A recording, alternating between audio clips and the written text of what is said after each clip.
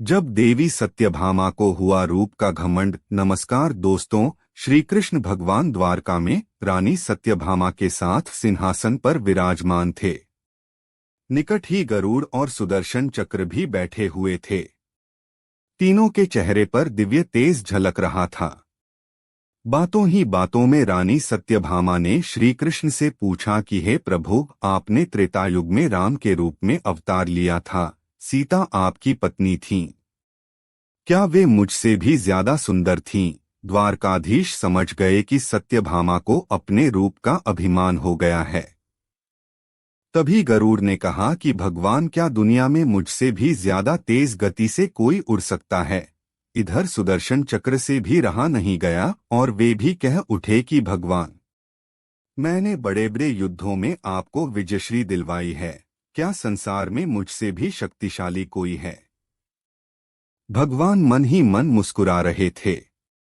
वे जान रहे थे कि उनके इन तीनों भक्तों को अहंकार हो गया है और इनका अहंकार नष्ट करने का समय आ गया है। ऐसा सोचकर उन्होंने गरुड़ से कहा कि हे गरुड़, तुम हनुमान के पास जाओ और कहना कि भगवान राम माता सीता के साथ उनकी प्रतीक्षा कर रहे हैं। गरुड़ भगवान की आज्ञा लेकर हनुमान को लाने चले गए।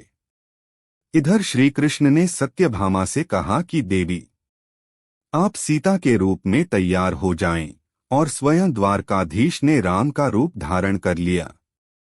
मधुसूदन ने सुदर्शन चक्र को आज्ञा देते हुए कहा कि तुम महल के प्रवेश द्वार पर पहरा दो और ध्यान रहे कि मेरी आज्ञा के बिना महल में कोई प्रवेश न करे।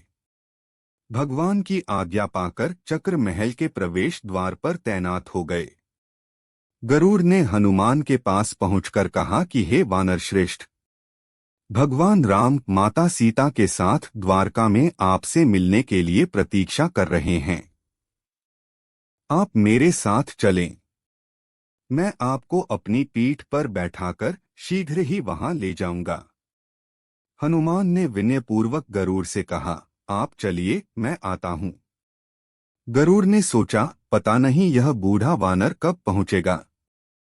खैर, मैं भगवान के पास चलता हूं। यह सोचकर गरुड़ शीघ्रता से द्वारका की ओर उड़े। पर यह क्या? महल में पहुंचकर गरुड़ देखते हैं कि हनुमान तो उनसे पहले ही महल में प्रभु के सामने बैठे हैं। गरुड़ का सिर लज्जा से झुक गया। तभी श्री राम ने हनुमान से कहा कि पवन पुत्र, तुम बिना आज्ञा के महल में कैसे प्रवेश कर गए? क्या तुम्हें किसी ने प्रवेश द्वार पर रोका नहीं?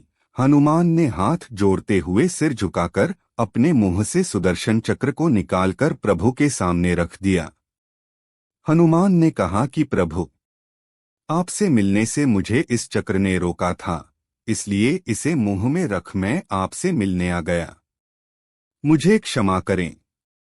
भगवान मन ही मन मुस्कुराने लगे।